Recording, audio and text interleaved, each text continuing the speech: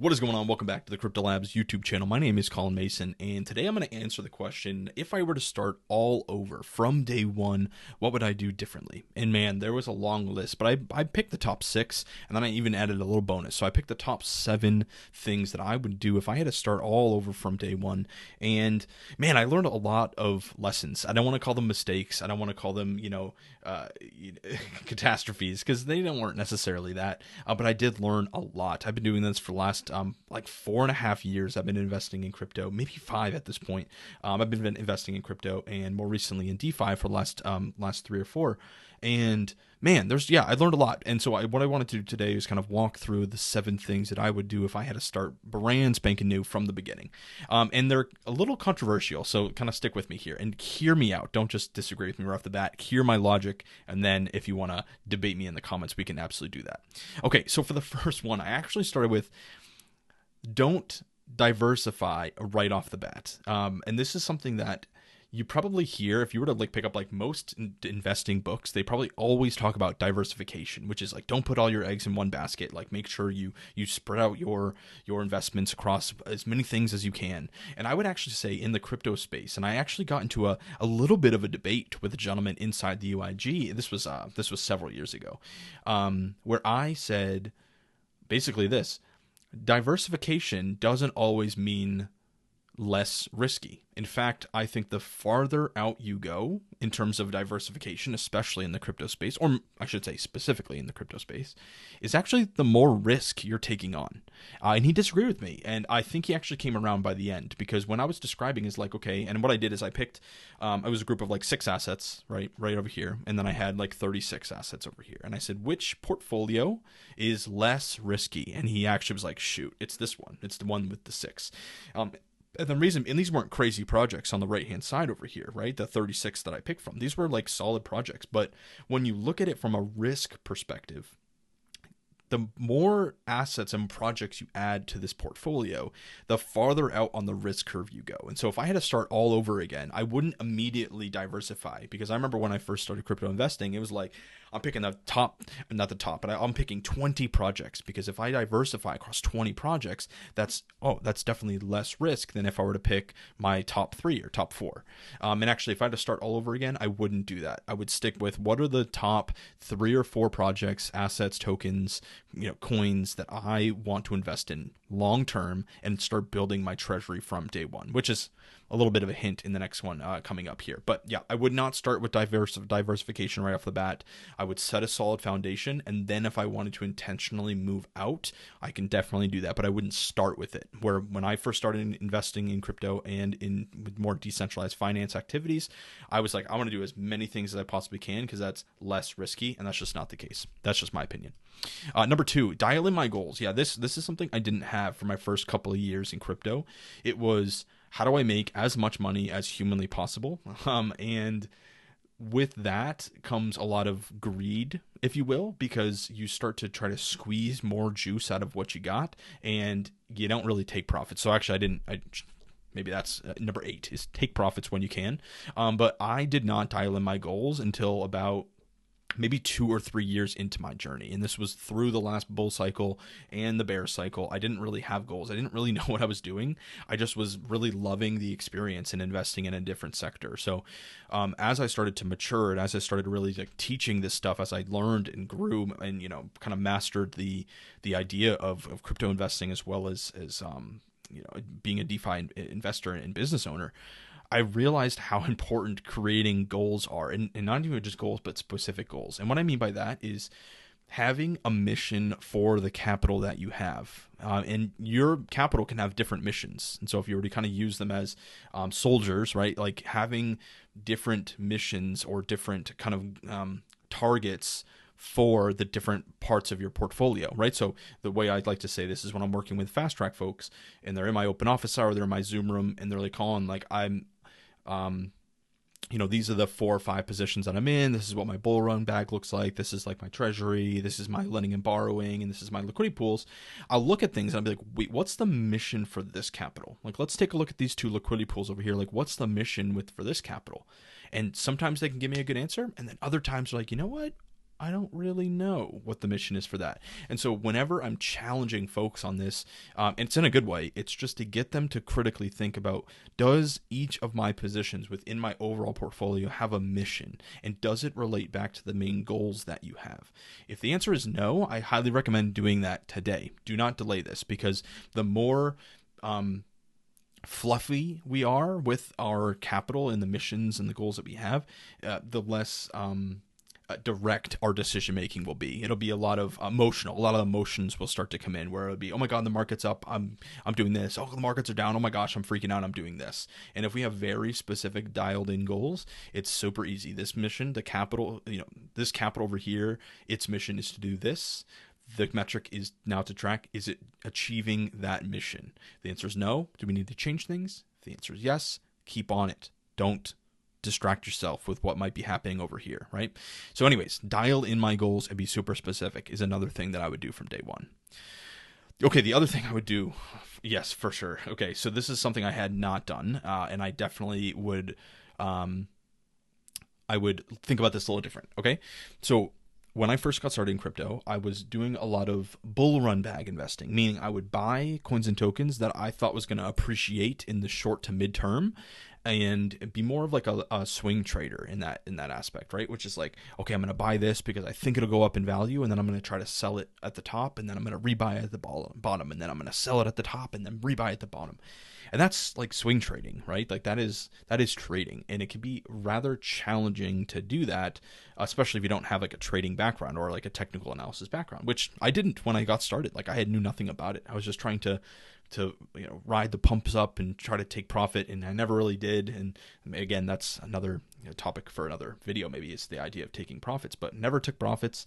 And it wasn't because I did it intentionally. It's because I had no idea what I was doing, right? So if I were to start all over again, I would be focusing on building a treasury. And a treasury is different, in my opinion. It's different than a bull run bag. A bull run bag is a basket of assets that you believe is going to appreciate in value in the short to midterm, meaning like this cycle, right? Like this cycle, I think it's going to appreciate in value, so I'm going to hold it with the attempt to take profits on it and sell it in the more immediate future. Whereas a treasury is something that you're investing in for years, if not decades, right? So for me, my biggest treasury asset is Bitcoin, right? So Bitcoin is something that I want to be accumulating, right? So when prices dip and they drop down, I am buying more of my treasury assets. I'm excited to buy more of my treasury assets when prices are down. Whereas my bull run bag, I'm not super excited when prices drop, because it's like, shoot, I want to take profits. I want it to go up. And so for me, there's a fundamental difference between a bull run bag assets and a basket of treasury assets. For me, I would focus on building a treasury of bag of assets, which is long-term investing. And I would do a bit more of a dollar. I actually did this from the beginning, but I would do a more heavy dollar cost average regiment to acquire those treasury assets. So that's what I would do there. Okay, the next thing, a little bit more DeFi focused here. I would set wider ranges in my liquidity pools. Okay, when I first got started into DeFi, and I would open up Uniswap, right, and I would look at my liquidity pools. Well, I realized that using a simulator, I realized, okay, well, the tighter I make these liquidity pool ranges, the more returns I get. Okay, so if I concentrate my liquidity and I go tighter, oh my gosh, I earn more rewards. No brainer, right? That's what I originally thought. No brainer. Why would I not tighten? Why would I keep this wide if the tighter I go, the more rewards I get? Well, I didn't really understand the concept of locking in impermanent loss. And so maybe I'll add this as well, like wide range liquidity pools, and then plus don't rebalance too often, right? Or I say it in different ways, like rebalance as infrequently as you possibly can, right? And so when I'm thinking about liquidity pools in that management side of my portfolio, I would set wider ranges to allow price to fluctuate up and down, and I would try to rebalance as infrequently as I can. Because I remember when I first got started, I was doing tighter ranges and then more frequently rebalancing to kind of stay in range. And I didn't realize that you were, locking in impermanent loss, or that you were preventing. I like to say it this way too. It's like you're preventing the capital to get back to the original position. And so if you do that consistently, you are really kind of handicapping yourself and not allowing that capital to retain its value. You're sort of eating away at the value of that original liquidity pool. And so for me, wide ranges and don't rebalance too often. That's definitely a rule that I would adhere to if I had to start all over again. Okay, a couple more here. Have a plan for earned rewards. So I love cash flow. I love what DeFi can do. I love liquidity pools. They're incredible cash flow vehicles. But in the first couple of years of me doing this, I would be earning this cash flow, and I didn't really have a plan for where it was going. Like, okay, it was cool. Like, I was seeing rewards stack up, but like, I didn't have a plan for where it was going. So it kind of aligns with number 2, which is like dial in my goals and be specific. Where if I aligned my earned cash flow, my earned rewards with my goals at the beginning, I would be much farther ahead at this point. Because what I remember doing back in the day is, oh my gosh, okay, I just earned $100 of rewards. Like, what can I go do with it? You know what I mean? Let me go buy this new project. Let me go kind of invest it in this kind of crazy platform over here that's new. And I would kind of like whittle it away. And so a plan that I would do right now, if I had to go start all over again, is I would take my earned rewards or my cash flow and I would direct it to doing the other two, which is either achieving a specific goal that I had or building my treasury, which right now is my main focus. Is can I take my earned rewards and cash flow and then buy more of my treasury assets? So very, very simple, but have that plan. If you don't have that plan, then work on that, because you need to have a plan for that. Okay, the next one. Okay, this is good.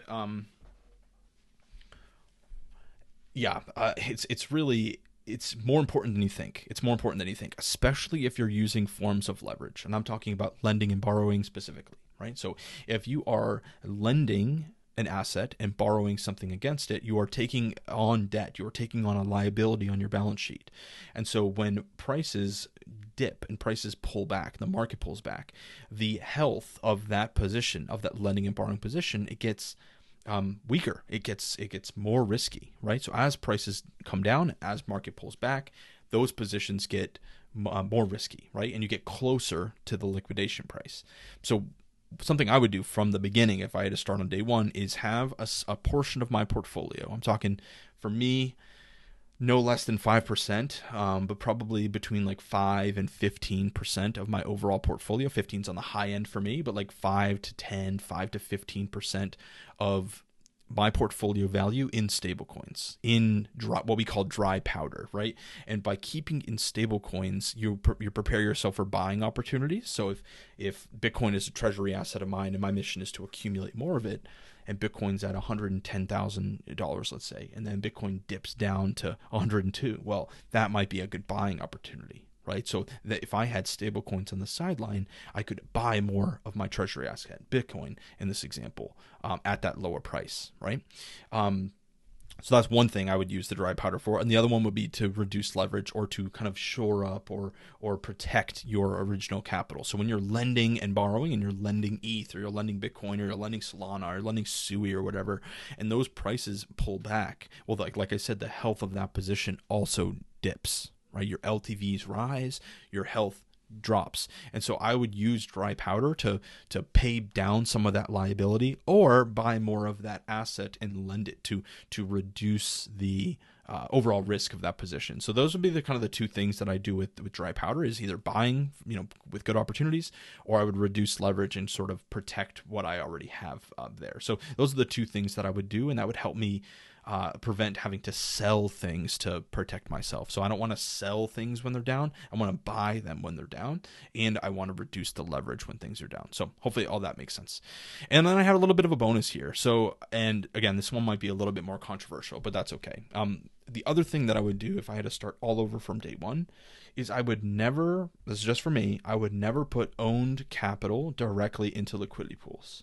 Okay, what I mean by that is that if I bought ETH, and let's say I dollar cost average into ETH for the last 6 months, and I had a big stack of ETH, if I'm wanting to generate cash flow, right? If I wanted to generate cash flow, I wouldn't take that owned ETH and put it directly into the liquidity pool. And the reason being is because if I believe ETH is going to appreciate in price, by putting it in a liquidity pool, you are potentially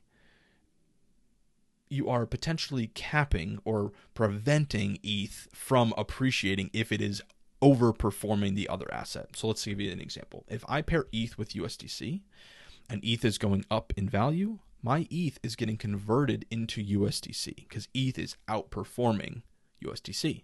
And remember, in liquidity pools, you're always getting converted into the underperforming of the two assets. And so if I'm wanting price appreciation from my portfolio and the assets that I've owned, by putting it into an LP, I am potentially going to get converted out of it and into the other asset. And by doing that, I'm just capping, I'm not allowing full price appreciation to come. So this is what I would do if I were to start all over. I would take my owned assets, because I did this. I did this. I learned from it. Is that I would take my owned assets and I would lend them first as collateral, and then I would borrow a very healthy amount, not too much, but I'd borrow a healthy amount against it, and then put that into liquidity pools.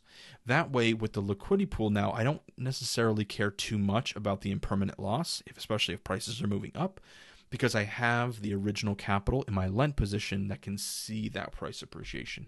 Okay, that's about it. That's all I really wanted to cover. Hopefully this gave you some insights into things that I would do from day one. I've tried to come up with a variety of different things, and I'm sure there's a whole nother list that I can come up with if you catch me on a different day, because I learned a lot from this game. But that's what I would do if I had to start all over again. Again, if this brought you some value, let me know in the comments below. And yeah, we'll see you in the next video. Oh, P.S. I'll give you a second bonus. So I gave you one bonus. I'm gonna give you two. The second one is to adhere to my Mario Kart portfolio. Okay, I'm gonna give you this very, very quickly here. In the game of Mario Kart, you're trying to get your kart all the way around the track, and the mission is to win the game, right? You want to finish the race ahead of your competitors, right? It's classic racing game. Well, in Mario Kart, there are the boosts and the boxes that give you, extra boosts and extra things that you can do. So one thing that I learned, and I got stung back in the day, is I would chase after the balloons over here, or not balloons, sorry. I would chase after the boxes, right? And I would chase after the nitros boosts on the ground. And I would when I was playing Mario Kart, it's very funny. I would, turn my cart all the way, and I would like slam myself up against the wall because I tried to hit that box and get that boost. Well, the same thing happened to me as a DeFi owner, DeFi business owner. Is I was driving around the cart, things were going really well, and then I saw a shiny object. I saw a new project or a new narrative over here, and I derailed myself. I went way against my original plan because I saw the shiny object, and I would ram myself up against the wall, and I would really kind of halt my progress. And so if I were to kind of go back here to like what would I do from day one, is I would really adhere to this idea of driving around the Mario Kart race and not chase after the balloons. Now, if you can intentionally hit those boosts, like if you're kind of see my yellow cart, if I were to keep going around and I can intentionally and strategically hit this booster, then I will do that, but only if it's set up for me where it's an alignment of the race. If I have to try to hit this blue box in the bottom right hand corner, I'm going to have to derail myself away from my original plan to hit that box, and I might hit the wall at that point. So hopefully that brought you some value. That's a whole nother training I have within our DeFi quests inside the UIG, but that's exactly what I would do if I had to start from day one. Hopefully this brought you some value, and with that being said, we'll see you in the next one. Peace.